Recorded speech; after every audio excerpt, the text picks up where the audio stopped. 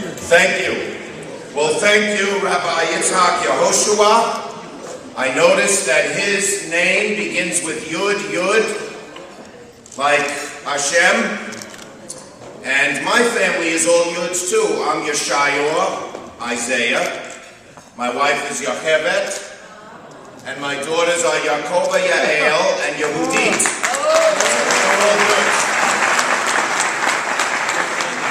All in the family. Now, I want to say it is a great honor for me to be here because I have watched with my own eyes this community grow from strength to strength. You know, I remember when the first of the Bukharian community came to Forest Hills. I was a new congressman, and we met, and I said, oh my goodness, and I learned all about the history of the Bukharian community. And I didn't realize how many Jews there were in Central Asia, and their long history and their involvement with so much of world history, because that was the center of the world. But you know, I have a prediction, and I'll tell you why in a minute. For the Bukharian community, the best is yet to come. And why is that? Why is that? Well, let me tell you a story. I sat next to the head of one of the largest European banks at a charity dinner, okay?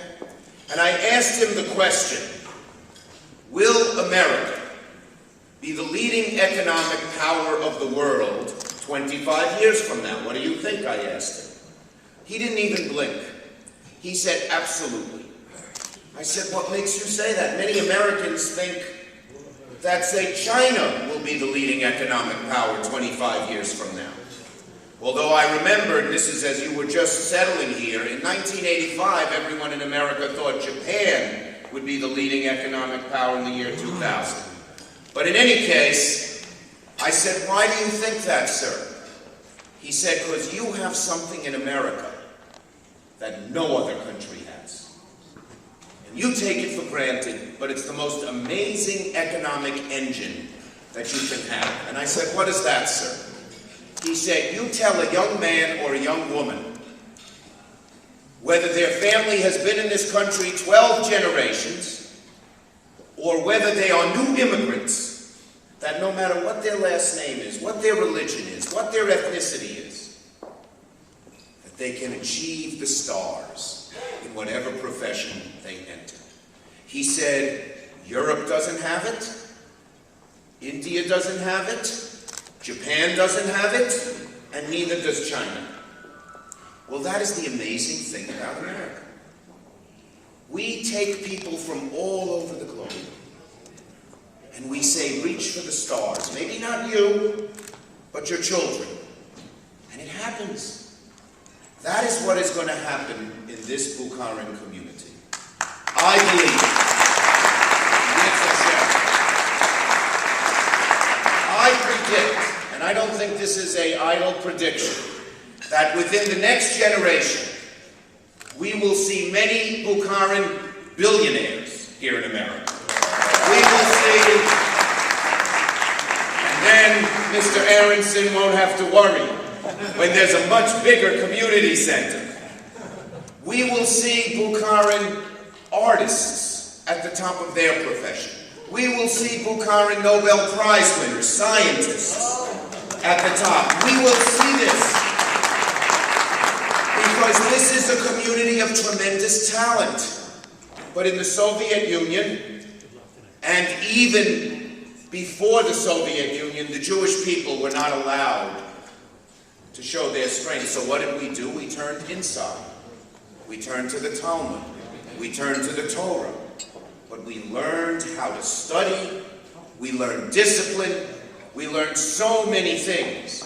And then when we come to America, it's almost like taking the cork out of the bottle of soda, or the top of the cap of soda, and everything is let out and comes forth.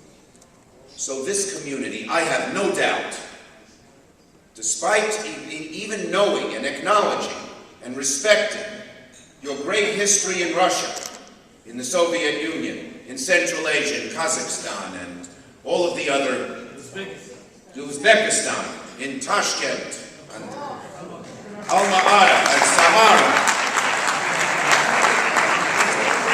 that I know here in America the best is yet to come. Now, what is our job? Rabbi mentioned that I have a name. My name is Schumer, but it comes from the Hebrew word Shomer, guardian, watchman. My ancestors lived at the other end of the Soviet Union, in Chortkov, a town on the Russian-Czechoslovakian border. And they were guardians of the ghetto wall. And when they came to, in Eastern Europe and Western Russia, the Jews didn't get last names. I don't know how it was in Central Asia. The Jews didn't get last names till last, and we often took the name of our profession. So my ancestors guarded the ghetto wall, and their name was Shomer in Yiddish, or Shomer in Hebrew. When they came to America, the immigration officer didn't quite write it down right, and we became Schumer. But I take my job as Shomer very seriously, in every way. I wrote most of the tough-on-crime laws. When you first came here, crime was much worse. I wrote very tough laws on crime that made sure that criminals who did repeated crime served a very long time in jail, and it reduced the crime rate. I regard being a Shomer of the United States. I love America. My father was an exterminator. He was poor. He didn't go to college. I'm a U.S. Senator. What a great country America is. But I also believe that my role as Shomer extends in two other ways. A Shomer Yisrael, a guardian of Israel. And here we have somebody who was also born in the Soviet Union, who's now assemblyman from Brighton Beach. Welcome, Alex. Excuse me. So I believe I must be a Shomer Yisrael, a guardian of Israel, and I work very hard at that. But I also try to be a Shomer for the new Jewish communities that come to America. And so I have told Rabbi Yehoshua, I have told Boris Kandov, the head of your Jewish Congress, and I have just told Mr. Aronson that I will try to help you with this building and in any other way. Thank you very much. Good to see you, and I look forward to continuing the relationship.